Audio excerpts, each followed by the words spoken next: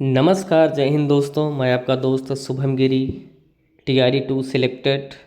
आप सभी लोगों का हार्दिक स्वागत करता हूं अपने YouTube channel study with Shubham Giri में। दोस्तों, बीपीएससी टीआरई 4 से संबंधित जो बहुत बड़ी खुशखबरी है वो आप सभी लोगों के लिए आ चुकी है। और ये आई है रेसिडेंट यानी निवास से संबंधित, और नई भर्ती कब आएगी इन दोनों के ऊपर हम बात करने वाले हैं। दोस्तों, बहुत सारे मेरे अभ्यर्थी परेशान थे, रेसिडेंट लगेगा, निवास लगेगा। तो दोस्तों नहीं लगेगा, और एक नोटिस भी आ चुका है इसको लेकर के।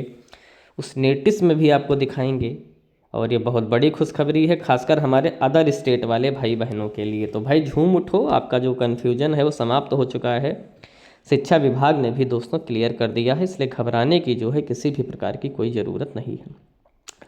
दोस्तों, सबसे पहले मैं बता दूं, मैं बीपीएससी टीआरई 2 में ऑलरेडी सिलेक्टेड हूं। तो आपको तैयारी कैसे करनी है, क्या पढ़ना है, क्या नहीं पढ़ना है, क्या छोड़ना है, और डॉक्यूमेंट वेरिफिकेशन से रिलेटेड कोई दिक्कत हो जो टीआरई 3 वाले हैं, है ना, और ट्रेनिंग से रिलेटेड, तो उसके लिए भी आप सवाल कर सकते हैं। मैं आपके सभी सवालों का जो जवाब है वो मैं दूंगा। दोस्तों, अगर आपको नियमित रूप से ये सभी भर्तियों की जानकारी नियमित रूप से चाहिए तो आप प्लीज़ हमारे चैनल स्टडी विद शुभम गिरी को ज़रूर सब्सक्राइब करिएगा और बेल आइकन को ज़रूर प्रेस करिएगा, ताकि मेरी आने वाली सारी वीडियोस की नोटिफिकेशन आपको फटाफट मिलती रहे।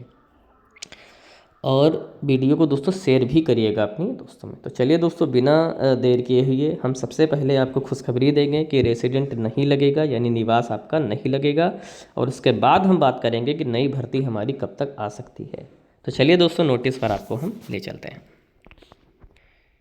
ये दोस्तों एक आरटीआई का रिप्लाई है जो आया है। श्री अख्तरुल ईमान, माननीय सविसा से प्राप्त तारांकित प्रश्न संख्या। ये एक प्रश्न पूछा गया है, ठीक है। क्या यह बात सही है कि राज्य में डोमिसाइल नीति लागू होने से बाहरी राज्यों के अभ्यर्थियों की संख्या शिक्षक बहाली में तुलनात्मक अधिक है? ये एक इनका एक सवाल है। दूसरा सवाल है, क्या यह बात सही है कि शिक्षक बहाली में डोमिसाइल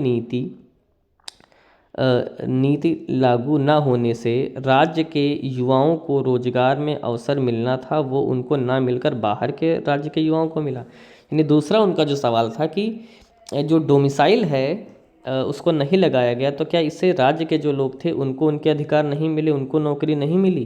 क्या वो नौकरियां बाहर वाले राज्यों को मिल गई? ये उनका दूसरा सवाल था। और तीसरा सवाल है, यदि उपर्युक्त खंडों के उत्तर प्रकारात्मक हैं तो शिक्षा बहाली में डोमिसाइल नीति लागू न करने का क्या उचित है? यानी उन्होंने कहा डोमिसाइल नीति लागू नहीं की गई, ऐसा क्यों किया गया? ये इन्होंने 3 सवाल दागे हैं शिक्षा विभाग के ऊपर।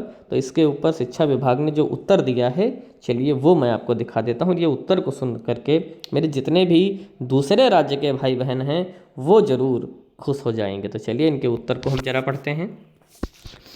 इनका उत्तर है कि वस्तु स्थिति यह है कि भारत के संविधान के अनुच्छेद 309 के परंतुक के अधीन प्रदत्त शक्तियों का प्रयोग करते हुए बिहार राज्य विद्यालय अध्यापक नियुक्ति, स्थानांतरण, अनुशासनिक कार्रवाई एवं सेवा शर्त नियमावली 2003 में संशोधन कर नियमावली बनाई गई है, जिसमें अभ्यर्थी को भारत का नागरिक होने का प्रावधान है। वर्तमान में उक्त के आलोक में शिक्षक बहाली में डोमिसाइल नीति लागू करने का प्रस्ताव विभाग में विचाराधीन नहीं है।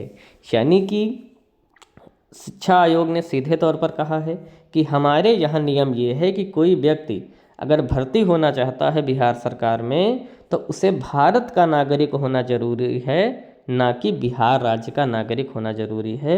और उसके पास किसी प्रकार का भी जो प्रस्ताव है वो नहीं आया है कि डोमिसाइल नीति जो है वो लागू करने की ज़रूरत है।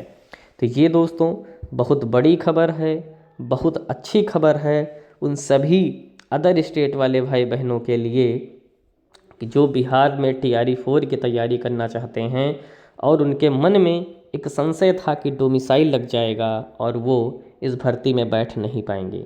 तो मेरे ख्याल से कि आप लोग इस इमेज को देखने के बाद, इस उत्तर को देखने के बाद समझ गए होंगे कि अब जो यह स्थिति है वो क्लियर हो चुकी है और अब किसी भी प्रकार का जो कोई कन्फ्यूजन है वो नहीं होना चाहिए। इसलिए ना घबराएं, ना परेशान हों।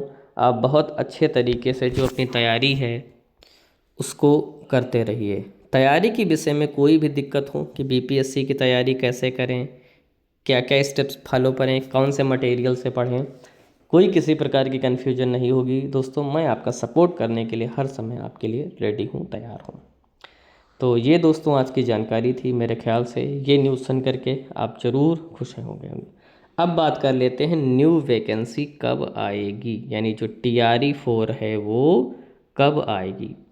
तो TRE 4 की तैयारी दोस्तों सुगबुगाहट जो है वो शुरू हो चुकी है, और आयोग ने बोला भी है कि जब तक इनकी पोस्टिंग नहीं हो जाएगी, जब तक यानी हमारे TRE 3 वाले भाई बहन हैं इनकी पोस्टिंग नहीं हो जाएगी, तब तक TRE 4 नहीं आ जाएगा। और पोस्टिंग होने की जो प्रक्रिया है दोस्तों वो मान करके चलिए 2025 की स्टार्टिंग तक समाप्त होगी। तो आप एक्सपेक्ट कर सकते हैं कि जनवरी टू फरवरी जो है वो TRE 4 आपका आ सकता है। यानी जनवरी फरवरी में आप एक्सपेक्ट मान करके चलिए TRE 4 आपका आएगा। उसके पहले जो आने की संभावना है वो बहुत ही कम लग रही है, क्योंकि दिसंबर तक होते होते इनकी TRE 3 है, इनकी जो ज्वाइनिंग प्रक्रिया है वही आपकी होती रहेगी। तो ये दोस्तों वीडियो अगर अच्छी लगी हो तो लाइक करिए, मन में कोई सवाल हो कमेंट करिए, और वीडियो को शेयर करना बिल्कुल भी आप ना भूलें। दोस्तों उम्मीद है आपने हमारे चैनल को सब्सक्राइब कर दिया होगा और हमारे परिवार स्टडी विद शुभम गिरी का हिस्सा भी बन गए होंगे। तो आज की वीडियो में बस इतना ही रखते हैं। जैसे ही हमें अन्य कोई अपडेट मिलेगी हम तुरंत उपस्थित हो जाएंगे आपके समक्ष वो नई वीडियो लेकर के। तब तक आप सभी अपना ख्याल रखिएगा और मेरे साथ बोलिए जय हिंद, जय भारत।